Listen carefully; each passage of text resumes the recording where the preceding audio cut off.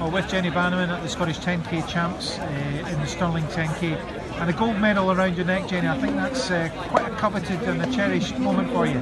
Yeah, I'm delighted. I've never won a Scottish Championship before, so yeah, I'm just over the moon to do it. I've been second and third a few times in the road races, but yeah, delighted to win the 10k. Well, just elaborate on that for me if you can. I mean, how precious is it to sort of do it at this stage of your career, if you don't mind me saying? Yeah, good, because, well, yeah, once you hit 30, I'm 34 next month, you don't know how many seasons you've got ahead of you or whatever, so yeah, I'm delighted to do it. It's taken me a good few years. I think this is my 15th season of road racing, so it's taken me a few years to do it, but I'm delighted. It was definitely worth the wait.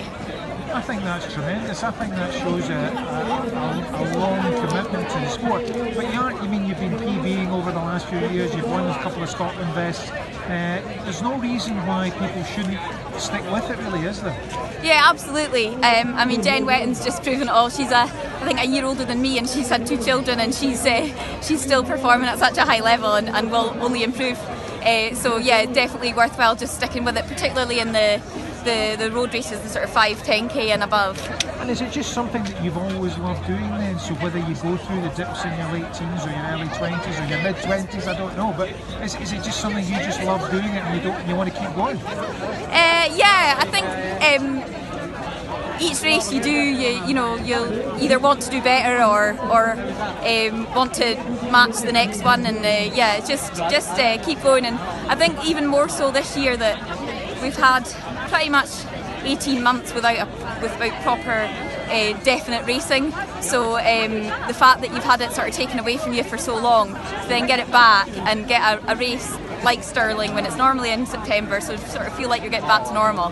It's just great to be able to come back and continue doing it. So yeah, and I think we all appreciate it's been difficult to stage Scottish Championships, all sorts of variations of COVID with local lockdowns and so on, so you can't really have a level playing field, but it was good to see a few hundred people here today and at least make a start on winning medals and getting team races going and that kind of thing.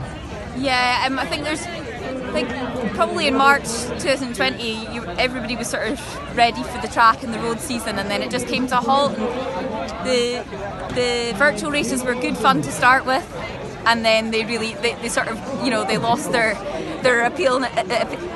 They weren't so appealing after that, so just to get the racing back is just great. And I know you've had some events in the north as well, with Paul Rogan organising some of those, and I think that was good as well. At least gave you something. Yeah, Paul did an amazing job. Last December he did the first book called Back to Basics 10k, and I'd had a couple of 5k races before that just to sort of get warmed up for it, and it just came at a perfect time. Loads of people really enjoyed it, lots of fast times. First 10k in a long time. He's done really, really well. I think he's done another 2 or 3 since then, and that really kept those of us in the north going, because you just didn't know what you were able to do, and the fact that it was quite a local race as well. If there were sort of local lockdowns, then you didn't have to travel too far, you didn't have to stay overnight and things like that. So yeah, it was definitely a lifesaver through the winter. So what's the plans for the winter then? Are you going to try and get a couple of road races maybe elsewhere in Britain? I know you've done that before.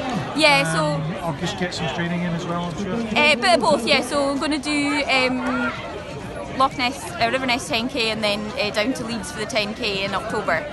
And then we'll just see I don't do cross country, so we'll just have to see what we can find on the roads through the winter, and then hopefully get back to normal for 2022.